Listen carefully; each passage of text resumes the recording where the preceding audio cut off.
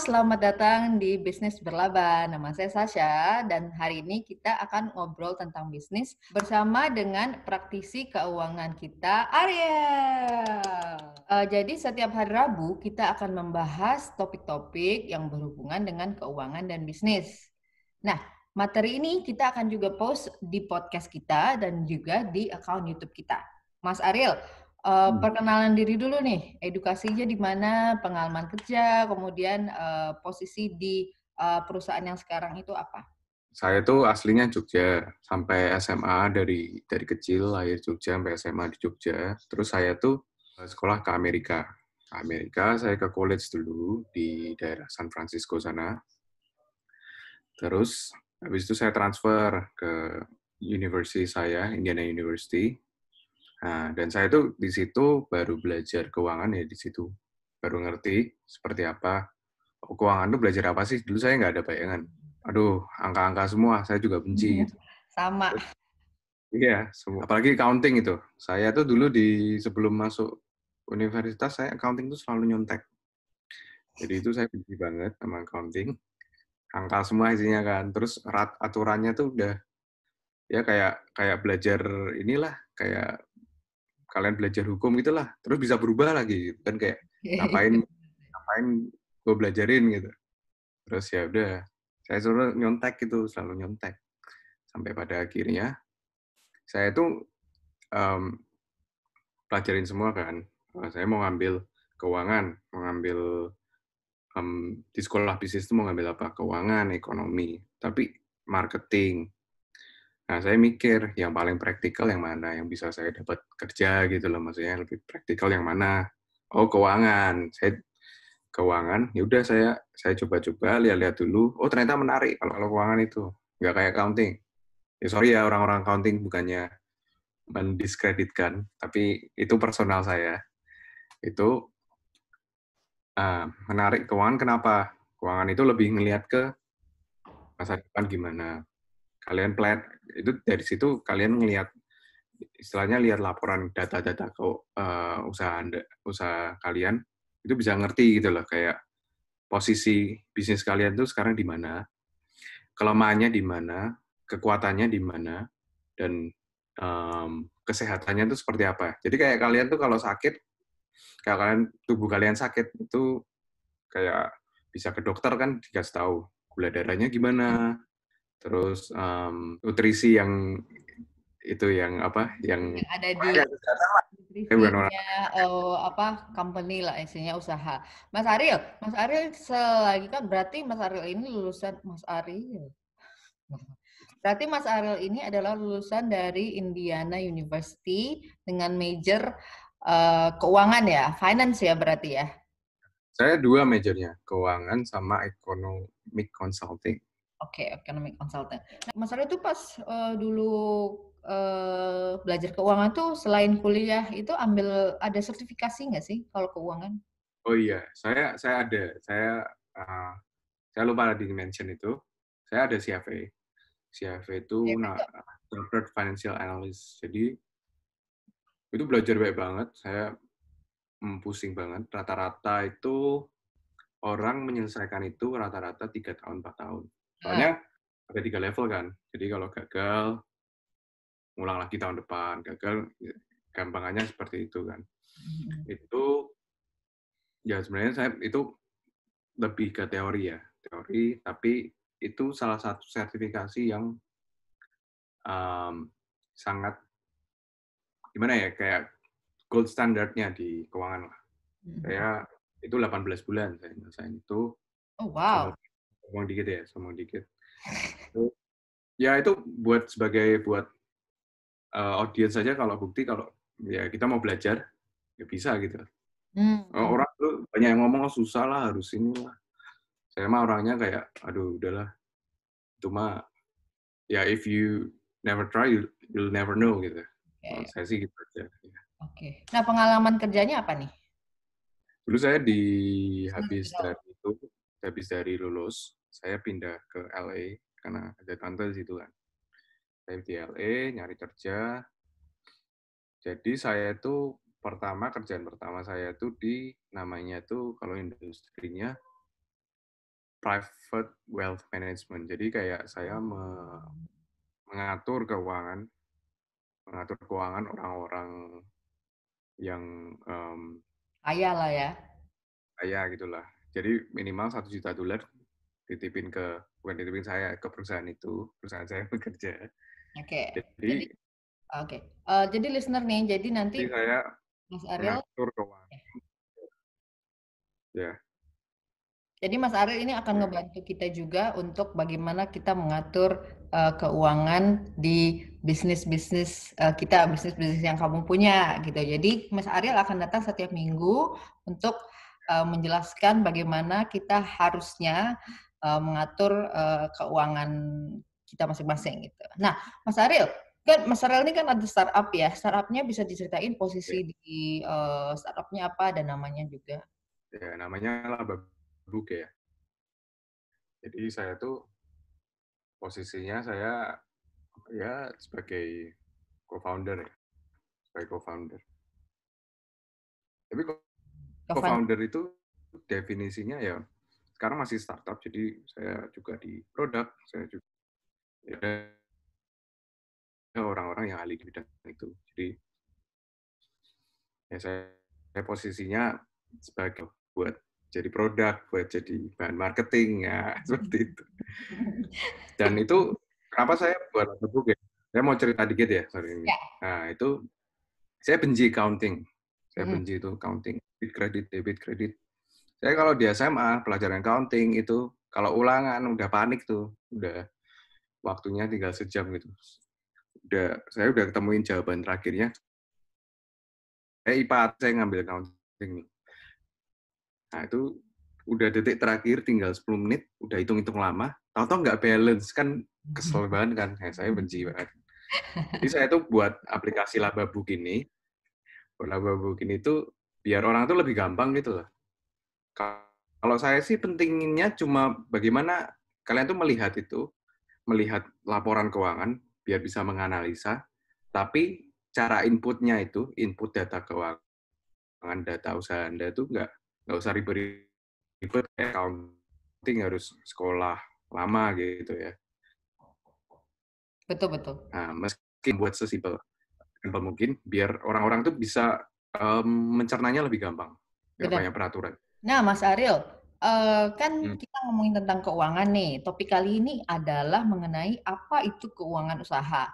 Nah, menurut Mas Ariel sendiri, apa sih yang dimaksud dengan evaluasi keuangan usaha itu? Ya, itu ibarat kalau kalian ingin lihat usaha kalian seperti apa, secara performa, mungkin ketahanannya, lihat laba rugi seperti apa, lihat laporan itu, dan bisa juga lihat, oh kalian punya aset berapa, dan eh, aset itu menghasilkan tidak modal yang kalian udah curahkan, udah keluarkan di bisnis itu tuh bisa menghasilkan setimpal dengan usaha kalian nggak? Nah, itu bisa dilihat dari situ. Jadi bisa Hmm. buat evaluasi berbagai macam lah. Dan bisa juga buat pengambilan keputusan juga bisa ke situ. Oke, jadi ibaratnya kayak kita ngecek kesehatan badan sendiri ya. Tapi ini Iya. bedanya adalah ngecek kesehatan dari usaha. Nah, manfaatnya apa ya? Manfaatnya mungkin kita bisa kalau misalnya ditanya nih keuangan itu bermanfaat nggak mengatur keuangan? Iya bermanfaat. Tapi secara rinci apa sih manfaatnya kita mengatur dari keuangan usaha kita ini, Mas Arief? Secara ini sih banyak manfaatnya, tapi kalau saya bisa bagi, itu buat pengambilan keputusan yang pertama. Hmm. Jadi kalau udah ada data yang bisa kita analisa, yang sudah rapi, itu kita bisa buat mau mengambil keputusan ke depannya gimana. Kayak contoh, oh saya ngerti nih, barang ini nggak laku gitu. Barang ini terlalu cost-nya terlalu tinggi buat profit saya turun. Ya sudah kita bisa menganalisa itu, kita bisa mengambil keputusan gimana. Kita mau turunin cost-nya atau kita mau istilahnya mau barangnya udah nggak dijual lagi di situ, kita fokus ke hal lain. Nah, Hmm. itu bisa buat pengambilan keputusan seperti itu. Yang kedua mungkin buat komunikasi dengan pihak ketiga, Hmm. kayak mungkin ada orang pajak, oh pajaknya apa laporan pajak, mungkin kita bisa lihat, oh kita tuh gini, kita tuh masih rugi sekarang nih laporan keuangannya, jangan tarik pajak dulu, mama gitu. Oke, oke, oke. Bisa gitu ya? Iya, iya. Oh, Dan baik. buat investor juga bisa. Ini performa gue bagus nih, usahanya mau invest berapa. Biar ada terukur juga, dan bisa pinjaman bank itu buat pihak ketiga. Dan yang paling penting itu kita sebagai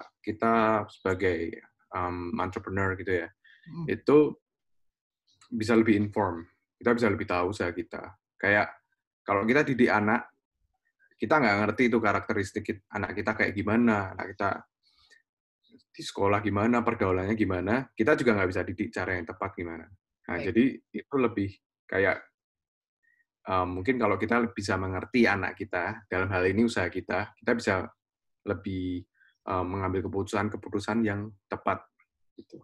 Oke. Berarti kalau saya bisa simpulin, berarti mengatur keuangan itu manfaatnya ada 3 ya. Yang pertama adalah untuk pada saat kita pengambilan keputusan. Yang kedua itu kita dengan investor atau mungkin pihak ketiga ya. Dan yang terakhir itu adalah gimana kita lebih terinformasi dengan kondisi usaha kita. Nah, oke nih, ngomongin lagi tentang finance. Saya kan juga pernah belajar finance dan menurut saya itu susah gitu. Ya susah gitu, nah finance itu susah, angka-angka dan segala macam. Nah, menurut, Mas Adel sendiri gimana ya? Sebenarnya sulit nggak sulit itu tergantung background-nya orang itu. Kalau Mmm, umpama saya sudah biasa gitu ya, kayak saya mhm, suka mhm, hitungan gitu. Nah, mhm, itu kan mungkin lebih gampang. Atau saya sudah terbiasa baca berita. Saya suka baca berita orangnya. Jadi istilah-istilah jargon-jargon keuangan tuh udah ngerti lah saya.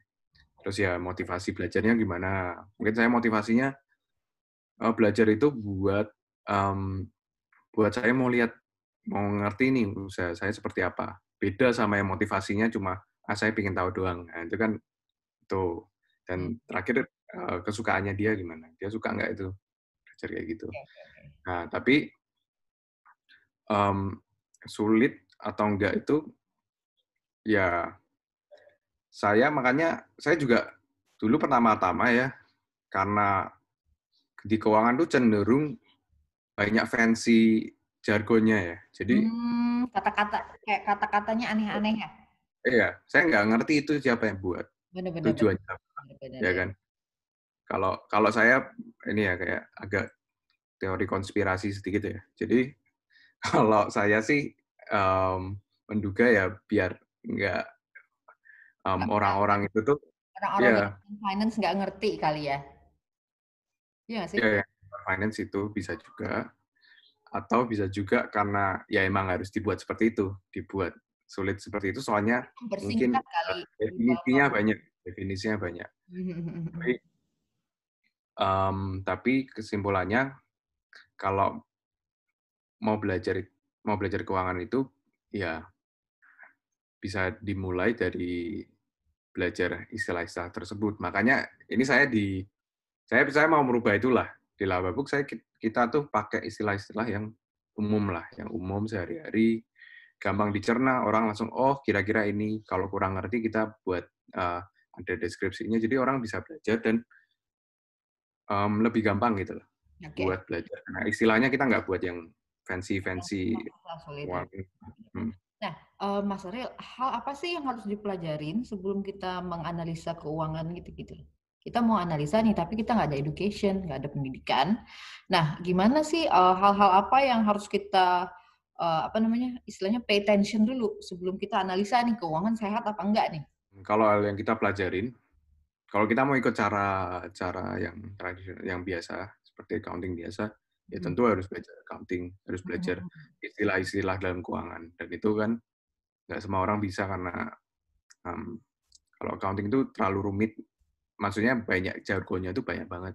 Mhm, mhm. Dan peraturannya tuh ada yang istilahnya peraturan internasional, ada peraturan Amerika buat sendiri gitu kan. Nah, itu kan yang harus diupdate. Nah, kalau harus mempelajari menganalisa keuangan, itu tuh bisa mulai dari indikator bisnis mana yang ingin kalian tahu gitu. Contohnya, saya mau tahu tuh margin saya berapa, cost saya berapa. Itu dimulai dari situ dulu aja, yang kalian paling peduli. Kalau kalian belajar yang susah-susah, jargon yang susah-susah dan kalian harus belajarin, tapi kalian nggak pernah gunain dan kalian Oke. emang ya itu juga percuma. Jadi bisa dimulai dari mempelajari jargon dan kalau Oke. ya saya sedikit promosi ya kalau pakai aplikasi Lababo gitu yang harus ya itu. Jadi tentang inputnya, kalian cuma harus mempelajari inputnya tuh mungkin cuma ada satu cara input, tapi kalian mempelajari kategorinya aja, kategori transaksinya seperti apa. Nah, situ aja. Mungkin cuma ada 4 kategori. 4 kategori itu gampang sekali kan. Nah, saya buat sesimpel mungkin. Di kalian menginputnya gimana, nanti di aplikasi tersebut juga bisa lihat tuh laporannya per bulan, per hari, per minggu, Oh, per bulan, per hari, per minggu, per tahun gitu kan.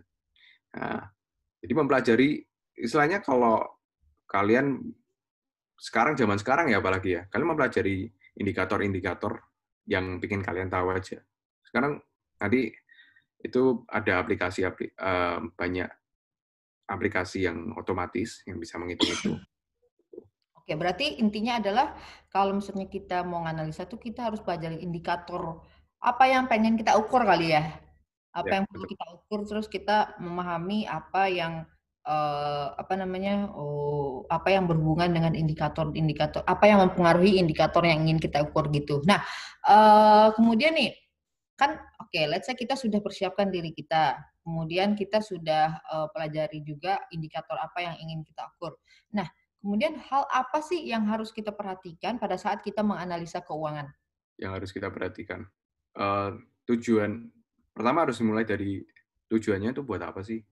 Mhm mhm, Kalian analisa, mhm. pingin penasaran doang, atau kalian tuh ada satu tujuan spesifik yang mungkin, oh saya mau lihat arus kas saya.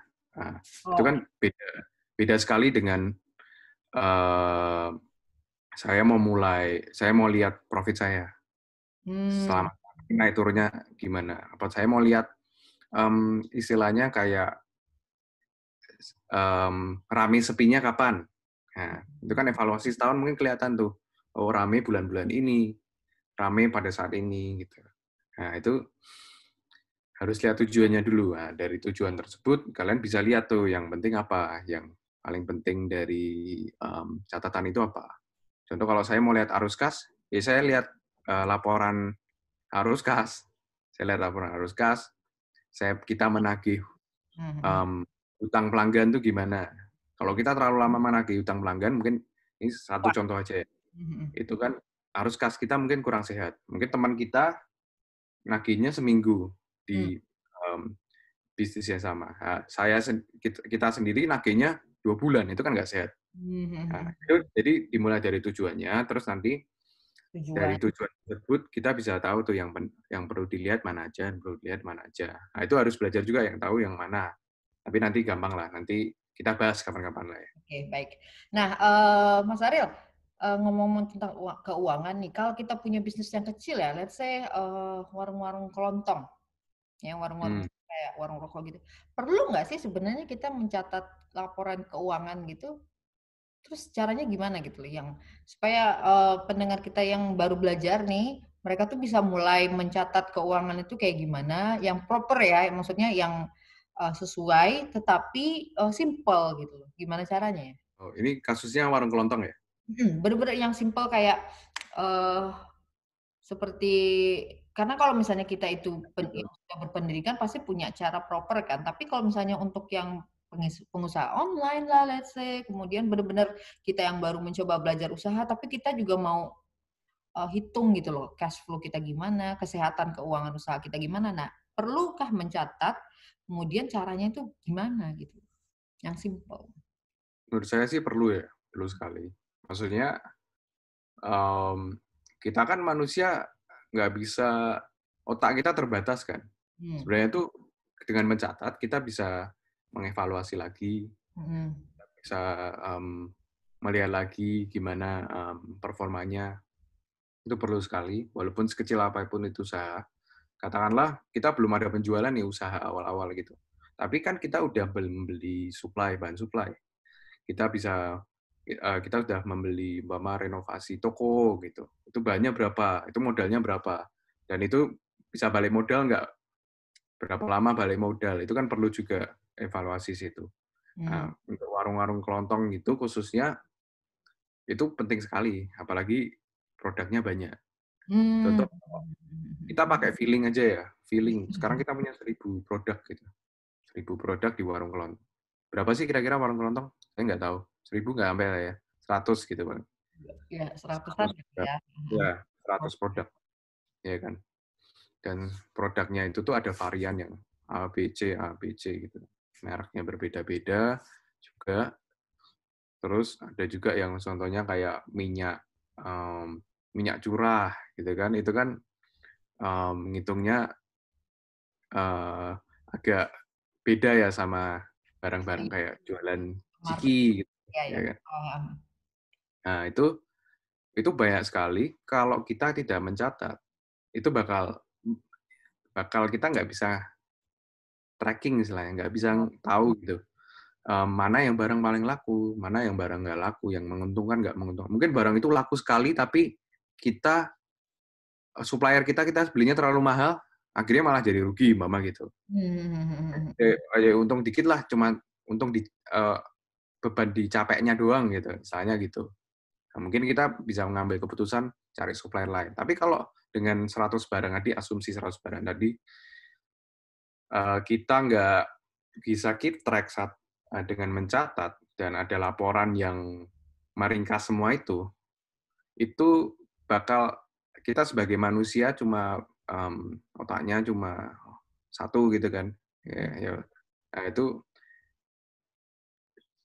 kita nggak bisa tuh lihat kayak gitu. Dan pada akhirnya nanti kita cuma pakai feeling paling. Feeling bisa benar, bisa salah. Tapi kalau gimana kita mikirnya gini, feeling tambah data. Nah, itu kan bisa mengonfirmasi feeling kalian, gitu lah. oke. Feeling kalian, intuisi. Nah, Jadi lebih untuk ya, mengkonfirmasi proses yang terjadi pada saat kita melakukan usaha. ya, Ya perlu ya. ya. Perlu. Laporan ringkasan itu perlu sekali, kalau menurut saya. Dan tadi pertanyaan kedua, bagaimana caranya? Ya bisa di start small lah. Semua tuh harus start small. Kita nggak bisa langsung, wah mau buat laporan yang apa ya istilahnya sophisticated. Kita mau buat, kita start small dulu. Mungkin ya tadi seperti tadi dimulai dari yang kalian paling peduli itu apa? Mungkin kalian peduli tentang arus gas, mama Mungkin kalau kas. misalnya Hmm, pengusaha yang paling penting mungkin dulu pemasukan pengeluaran kali ya. itu penting. Hmm. Tapi itu tergantung orang-orang pribadi masing-masing kondisinya seperti apa. Contoh, saya pakai saya udah nabung bertahun-tahun, saya mau buat restoran nih. Itu duit terakhir saya, kalau saya gagal usaha, saya nggak makan gitu kan. Oh, Nah, oke. itu pemasukan pengeluaran penting, ya Hmm. kan. Tapi yang penting ada satu lagi, arus kas kita gimana, ketahanan kas kita gimana.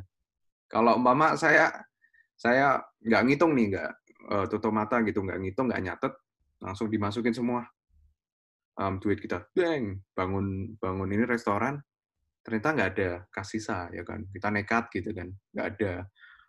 Itu ada dua kemungkinan, kita berhasil sekali, atau Bangkrut. kita bangkrut, ya kan.